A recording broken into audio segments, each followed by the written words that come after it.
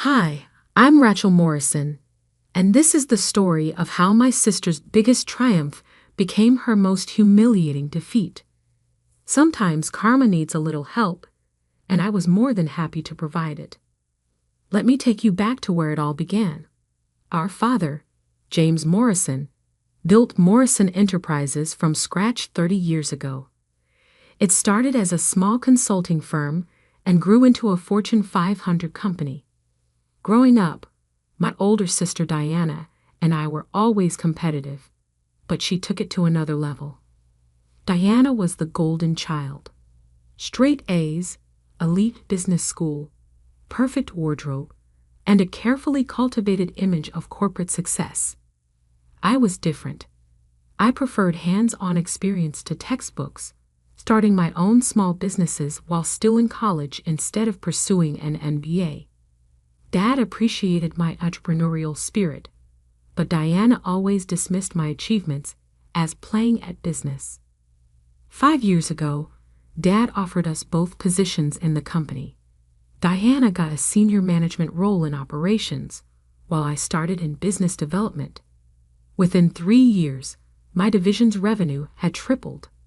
Diana's department, meanwhile, was struggling with high turnover and missed targets, though she always managed to blame others for the failures. Then came the inheritance bombshell. Our grandmother Rose passed away last year, leaving me her vast real estate portfolio.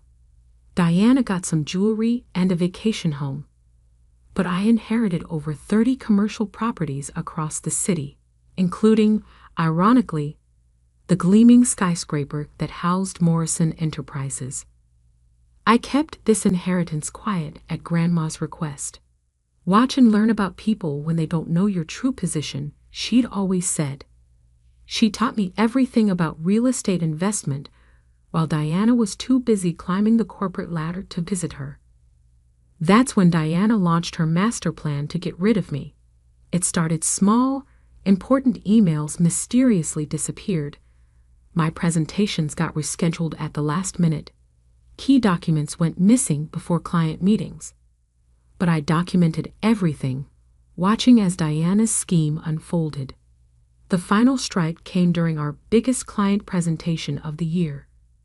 I'd spent months working on a $100 million deal, but when I opened my presentation file in front of the client, instead of my carefully prepared slides, there was a collection of cat memes. Diana had sabotaged my laptop while borrowing it that morning. She played her part perfectly, stepping in with a backup presentation that she'd apparently prepared just in case. Dad was furious about my unprofessional behavior. The next day, Diana convinced him that my incompetence was hurting the company. "Daddy," she'd said, her voice dripping with fake concern, "we need to talk about Rachel. She's clearly not cut out for this level of business. It's embarrassing for everyone." I sat there in Dad's office, listening as Diana listed my supposed failures. The missing emails, Rachel's disorganization, the rescheduled presentations. She's obviously not prepared.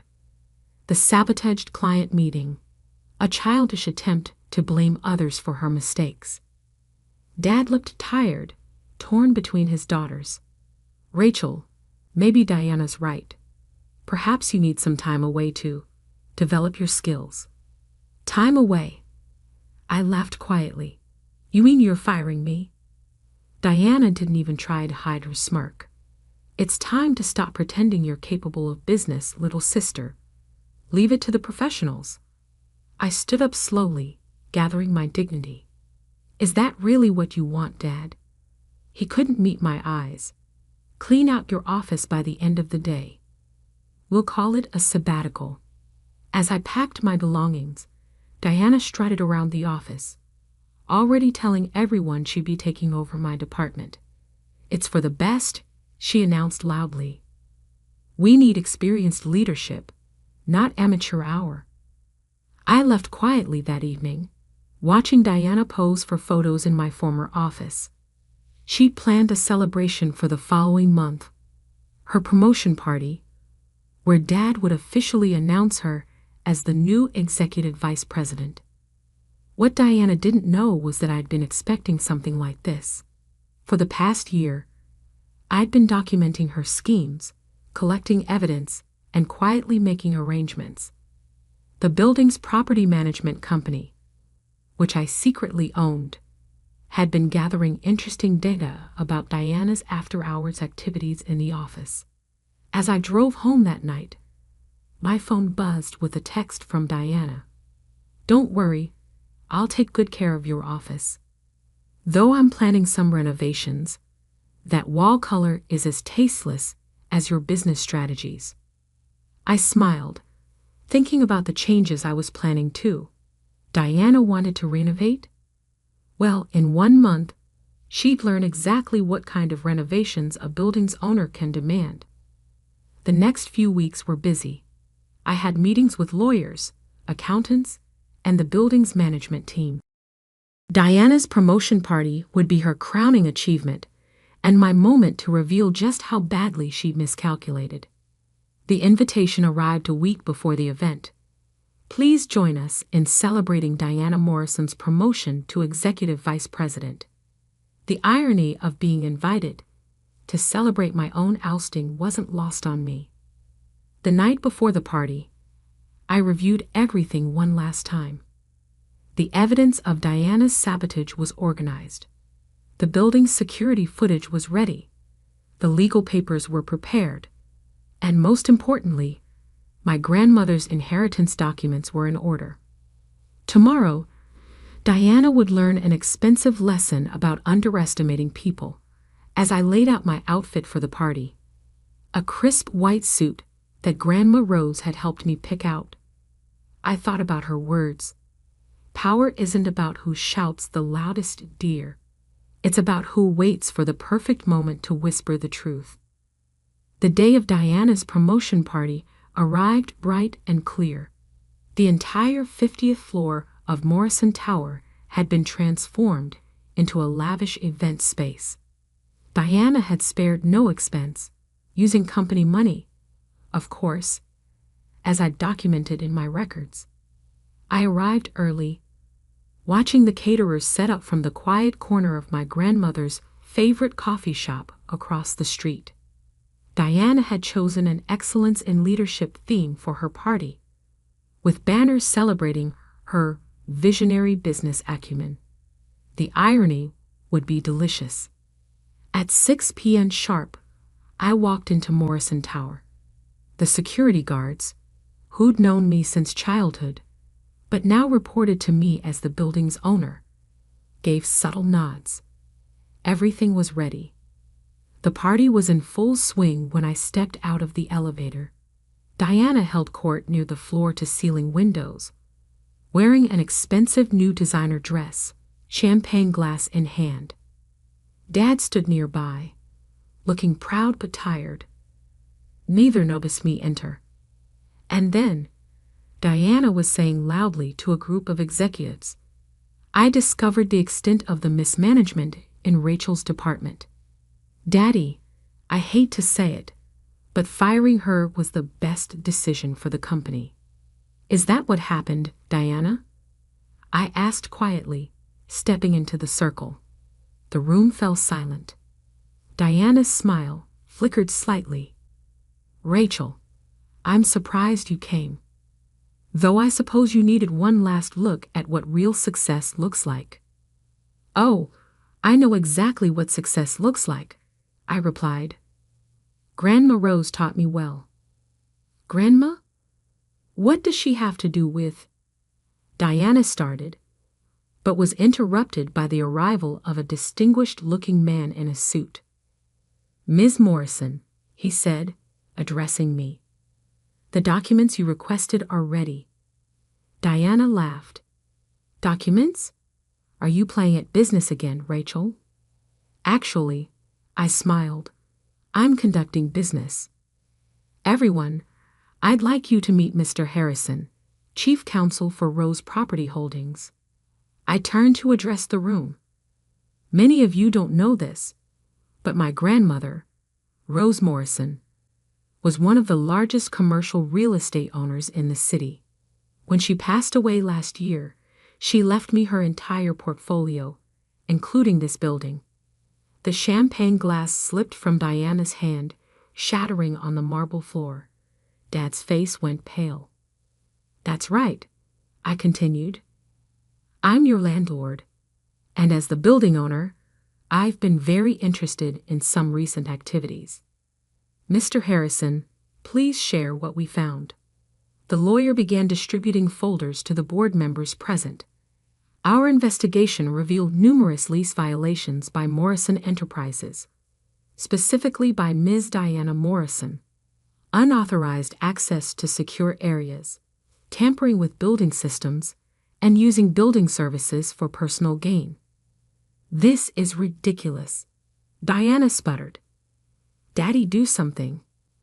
But Dad was staring at the security footage being played on the room's large screens. Footage showing Diana breaking into my office late at night, tampering with my computer, and shredding documents. "We also have evidence," I continued, "of financial misconduct. Diana's been charging personal expenses as building maintenance costs, including this party. The SEC will be very interested in that." Diana's face had turned an interesting shade of red. "You planned this. You're just jealous because I'm more successful." "Successful?" I laughed. "Diana, you've been living in a fantasy. Your department's real numbers are a disaster. The only reason you've appeared successful is through sabotage and cooking the books. Speaking of which," I nodded to Sarah from accounting, who stepped forward with more documents. "Ms. Morrison asked me to help hide the real numbers," she said quietly. "I've been keeping separate books at Rachel's request, documenting everything." Dad finally found his voice. "Diana, is this true?" "Of course not. She's lying." "They're all lying." Diana looked around wildly, but she could see she was losing the room.